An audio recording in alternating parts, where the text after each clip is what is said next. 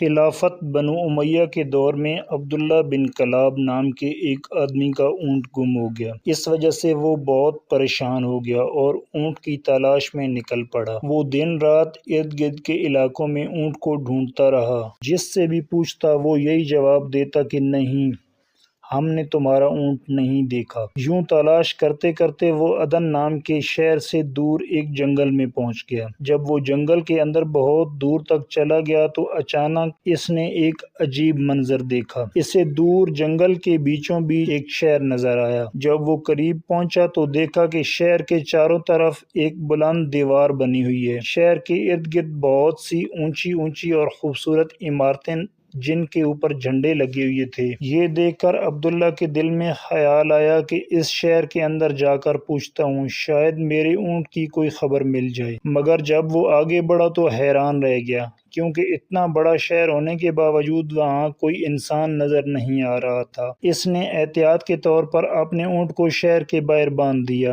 تلوار ہاتھ میں پکڑی اور آہستہ آہستہ شہر کی طرف بڑھنے لگا۔ جب وہ شہر کے دروازوں کے قریب پہنچا تو حیرت سے رک گیا۔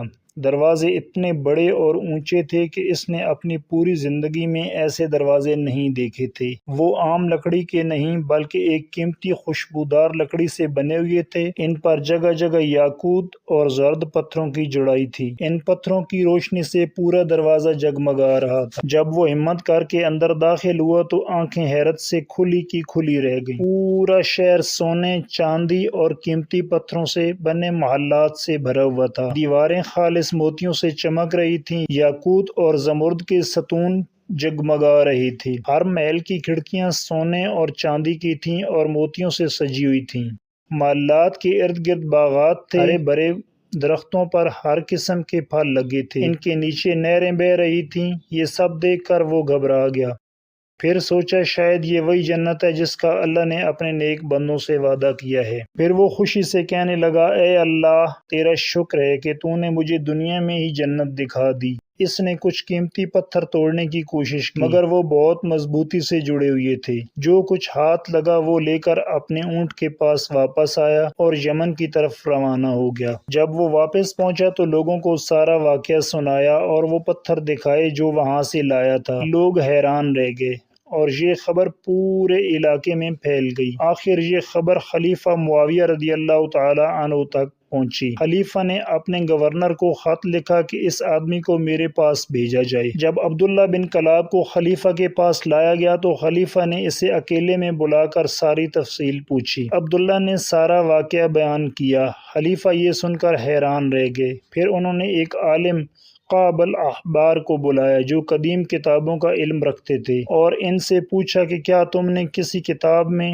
ایسا شعر پڑھا ہے جو سونے، چاندی، موتیوں اور یاقوت سے بنا ہو، جس میں نہریں بہتی ہوں اور کوئی انسان نہ ہو؟ کعب الاحبار نے جواب دیا، ہاں، ایسا شعر عاد کے بیٹے شداد نے بنایا تھا۔ عاد کے دو بیٹے تھے، شدید اور شداد۔ شدید مر گیا اور شداد نے بادشاہت سنبھال لی۔ وہ علم و حکمت کا شوقین تھا۔ جب اس نے جنت کی تعریف سنی تو اس کے دل میں خواہش پیدا ہوئی کہ وہ دنیا میں بھی ایسی جنت بنائے۔ شداد نے حکم دیا کہ ایک عظیم شہر بنایا جائے جو سونا، چاندی، زمرد اور یاقوت سے سجا ہوا ہو۔ اس نے 100 ماہر کاریگر مقرر کیے اور ہر ایک کے ساتھ 1000 مزدور لگائے۔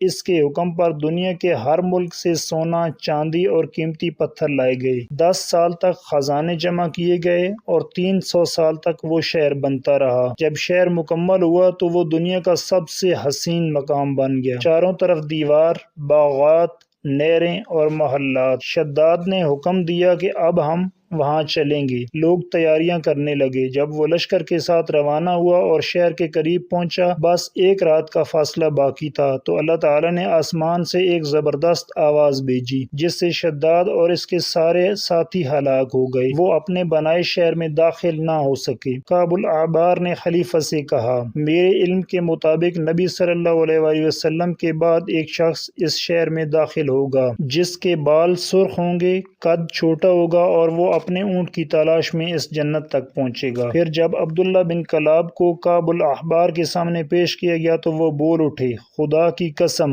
یہی وہ شخص ہے جس کی نشانی بیان کی گئی تھی۔ اور اس طرح شداد اپنی بنائی ہوئی دنیا کی جنت کو کبھی دیکھ نہ سکا۔